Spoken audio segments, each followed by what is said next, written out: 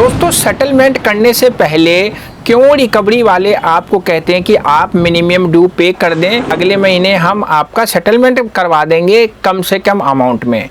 तो इस वीडियो में मैं आपको बताने जा रहा हूं कि सेटलमेंट कराने से पहले आपको मिनिमम ड्यू के लिए जो ऑफर दिया जाता है वो सही है या गलत है, आपको मिनिमम ड्यू करना चाहिए कि नहीं करना चाहिए। वीडियो को अंत तक देखिएगा, आपको वीडियो में पता चल जाएगा।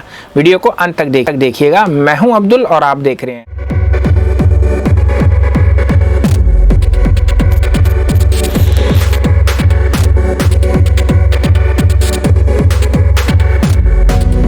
स्वागत है आपका एक नए वीडियो में। और आज की टॉपिक है मिनिमम ड्यू करना चाहिए या नहीं करना चाहिए सेटलमेंट पीरियड में। तो दोस्तों जैसा मैंने आप लोगों को पहले बोला है कि अगर आप लोग परेशान हैं, आप लोगों की इनकम ख़त्म हो गई है, सैलरी में कटौती हो गई है और आप लोगों के पास जो डेट है वो बहुत ज़्यादा हो गया है, यानी कि आपको देना बहुत है लेकिन आपके आने की जो क्षमता है कम हो गई है। एक सवाल आप लोगों में से ही एक व्यूअर्स ने पूछा था कि सर पहले मेरी सैलरी 40,000 रुपये थी, अब मेरी सैलरी 20,000 रुपये हो गई है और मैं अब क्या करूं, मेरे होम लोन चल रहा है जिसकी EMI इतनी जा रही है, मेरे जीवन में बहुत परेशानी हो गई है, मैंने क्रेडिट कार्ड लिया था उसका पेमेंट करने में मुझे प्रॉब्लम हो रही है। क्योंकि वो एक वर्ड बोल लेते कि मेरा मन कर रहा है मैं सुसाइड कर लूँ। तो यहाँ पे सुसाइड करना, इस सब सिचुएशन को देखते हुए मैंने उनको ये बोला था कि अगर आपको परेशानी है पैसों की, सुसाइड करना तो अच्छी बात नहीं है। मैं किसी को सलाह नहीं दूंगा कि जीवन में अगर कोई परेशानी आ रही है तो उसको आपको फेस करना आना चाहिए। सुसाइड करना उस समस्या का समाधान नहीं है।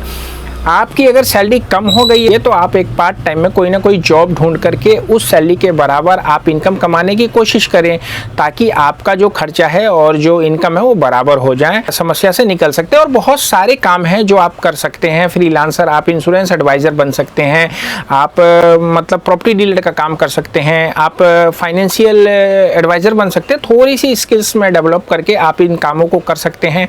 लोन बेच सकते हैं, क्रेडिट कार्ड बेच सकते हैं। अगर ये सारी चीज़ें करना चाहते हैं तो आप मेरे साथ कर सकते हैं। ये मेरा व्हाट्सअप नंबर है, अपने रिज्यूम को भेजिए। आप ऑल इंडिया कहीं भी रहते हैं, मैं आपको उस काम को करना सिखा दूंगा।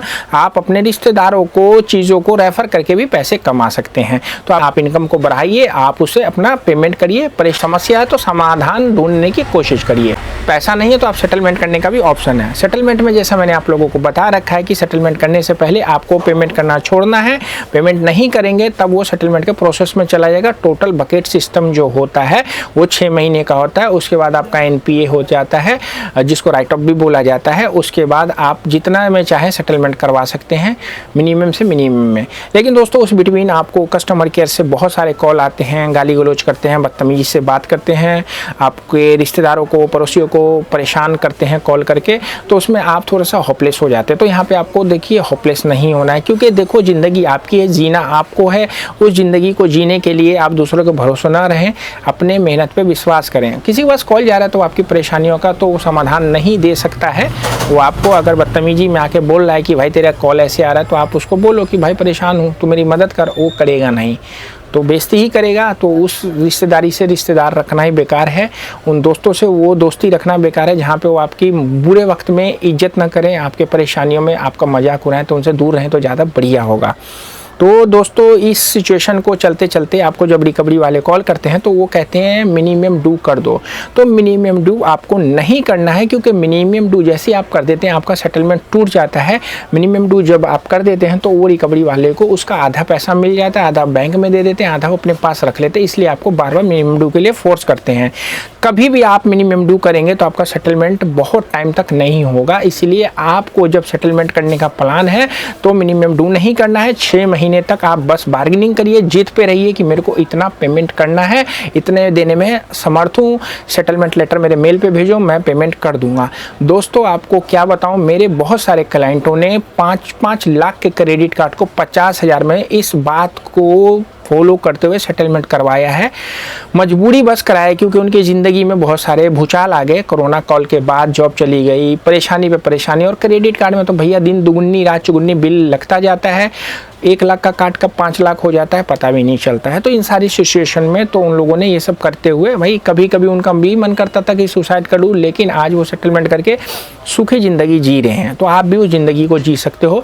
दोस्तों सेटलमेंट करने में मैं आप लोगों की मदद भी करता हूँ वीडियोज़ के द्वारा। द्वारा मैं कंसल्टेंसी भी देता हूँ। आपको अगर कंसल्टेंसी लेनी है तो दोस्तों मेरे माध्यम से आप कंसल्टेंसी ले सकते हैं। इस नंबर पे आइए, अपने परेशानियों को रखिए और मैं आपका वीडियो के माध्यम से और चैट के माध्यम से तो समाधान देता हूं, लेकिन अगर आपको बात करना है या फिर आपको हमारे थ्रू सेटलमेंट करवाना है तो दोस्तों उसकी कुछ ना कुछ फ़ीस होती है। तो आप फीस देके हमसे बात भी कर सकते हैं और हमारी टीम से सेटलमेंट भी करवा सकते हैं। तो इसी बात का आपका ख्याल रखना है कि आपको मिनिमम ड्यू नहीं करना है, आपको बस सेटलमेंट पे बात करना है। जितना ज़्यादा टाइम खींच के ले जाएंगे उतना कम से कम में आपका सेटलमेंट हो जाएगा। फिर भी जाते जाते एक बात बताना चाहूँगा कि अपने मेहनत पे विश्वास रखिए, कुछ नया काम ढूंढने की कोशिश करिए। काम करेंगे तो सारा समाधान अपने आप हो जाएगा और अगर आप नेगेटिव सोचेंगे तो नेगेटिव ही चीज़ आपकी नज़र आएगी। दोस्तों वीडियो अच्छी लगी तो प्लीज़ लाइक करिए, शेयर करिए। चैनल पर नए थे तो चैनल को सब्सक्राइब कर दीजिए ताकि नई वीडियो आपको नोटिफिकेशन के माध्यम से पता चलती रही है। क्वेश्चन क्वायरी है तो रखिए व्हाट्सएप पे। मिलते हैं फिर नेक्स्ट वीडियो में, तब तक रखिए अपने शत का ख्याल, क्योंकि जाना तो जहान है। सी यू, गुड नाइट।